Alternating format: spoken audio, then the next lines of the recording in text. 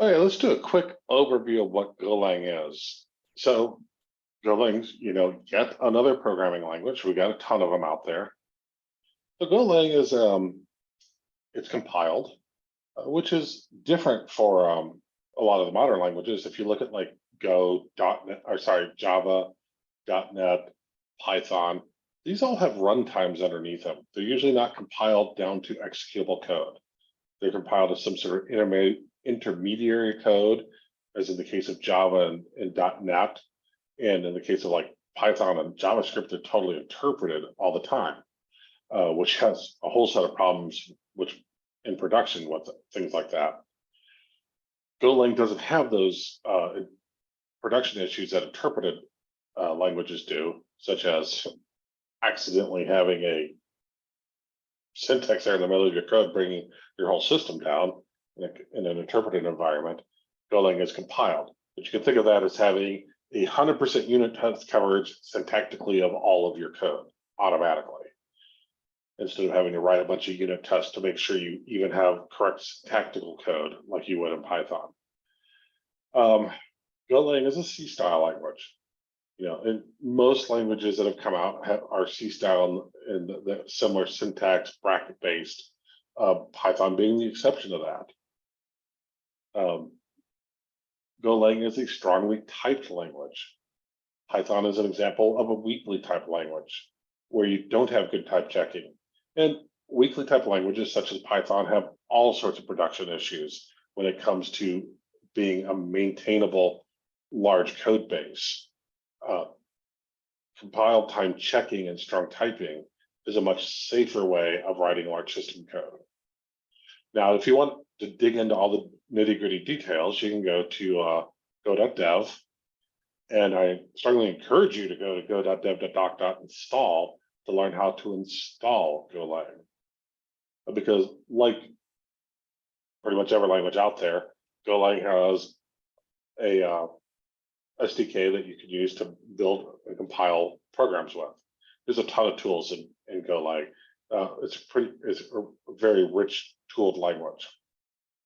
So let's look at some of the quirks of Golang, and then we'll go look at your basic hello world. So some interesting points of Golang.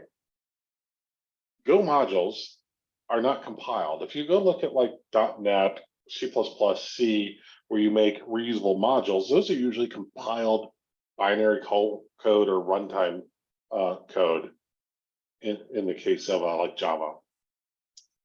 Python and JavaScript, for example, are ones that don't have those precompiled binaries, and they grab the source code directly. Golang is like that for its modules. It actually grabs the source code.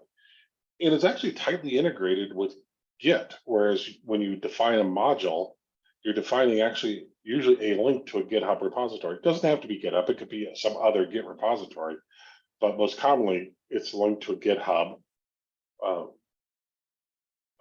source code, and very much literally a GitHub URL to download your modules. So that has some interesting advantages, such as when you're doing cross-compiling, since you're grabbing the raw source code, you'll automatically just grab the raw source code and cross-compile. You don't have to produce AMD 64, Intel 386, an ARM 16-bit, an ARM 32-bit, an ARM 64-bit versions of all of your software. You just produce a source code, and the people compiling the code will compile that source code for whatever target language it wants. Now, it has the downside of, as you can see, when you're doing this, all that code has to be open because you're grabbing. Now, open as far as visible, it can be licensed with all sorts of licensing fees and everything, but the source code itself has to be visible to the user using it. Now, we have all sorts of private code inside of a NetApp, and that's perfectly fine. You can have your own private repositories, and we do. I'm just saying, if you're sharing your module out to the world, you have to share it as source. So let's go look at your basic Go program. So here, we have a file called main, because all Go programs must have a main. It doesn't have to be called main, but it has to be in a package called main with a function called main. So this is the bare minimum Go program. You've got a package line saying what the package is in, and this is the main package. You have a function declaration for main. You have a function that does something. In this case, it prints out hello Go. And we're importing a package called FMT, which has all of your print line stuff in it. So this is your bare basic program. So let's compile this. So to compile it, you have Go. I've already installed Go on the system. And if we do, echo path, you can see, don't look too deep because I think I got two versions Go actually on path. We'll talk more about mods later, but I got the Go mods in the path, and I've got the Go SDK 1.9.3/bin in my path. Yes, I see the old Go ones in my path too, but it picks up the 1.19 first. How do we know that? We can type Go version. And we have a Go version. 1.19.3. Okay, so let's do Go build main.go. Wow, it worked. I didn't even have a syntax error. Even I can type that 3 lines of code. So what that did is it produced an executable file called main. You can, of course, control what that is. You can do, go build -out to my main. And then you see there, you've got your my main, and that is an executable file, and we can run it. Should print hello Go. In fact, it did print hello Go. So notice how there's no runtime. You don't have to type Python. You don't have to type Java in front of it. It's a fully binary file. You could look at it and see that it's fully binary. See, that's pretty straightforward right there. Okay. So that is your basic main program.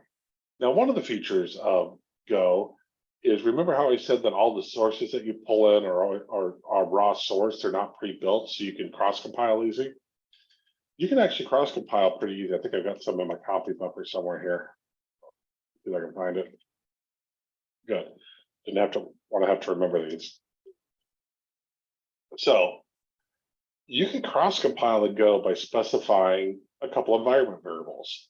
One is the Go OS, or Goose, sometimes people call it, that you're targeting. This could be like Linux, Darwin for Mac, Windows. Those are the only 3 I know off the top of my head. I think people have extended it to go to others. And the architecture that you're targeting. Now I'm on a AMD 64, so if I was going to compile for the Mac, which is what I already did, I would do Darwin, and it should have put out the main again. And that should work fine for this platform because that's the one I'm on. And of course, if you don't specify anything, you get the platform you're on. But if I want to cross-compile for Linux, I can put Linux here. And this will cross-compile for Linux or an AMD 64. If I had ARM 64, it would compile for Linux or an ARM processor. Let's just do AMD 64. So now if I try to run main, because that just overwrote my Mac one and put a Linux one in there. I should pay more attention to what I've got up here. I did alt main Linux. So now if I run main _ Linux, it's not going to work because it's not a Mac. How do I know that's Linux? I can show you. For one thing, I can SSH to a Linux system and try running it, but I can also just look at it. We can see that it has those 16 bits of an ELF. That's a Linux file format header, executable length format. A little bit of Linux trivia for you there. So that is most definitely a Linux file. Okay, so a little bit of flavor of general Go, how the Go system's laid out, and how to cross-compile. Now we're going to go deeper into all of this as we go on. Hope you enjoy this. Have fun with it.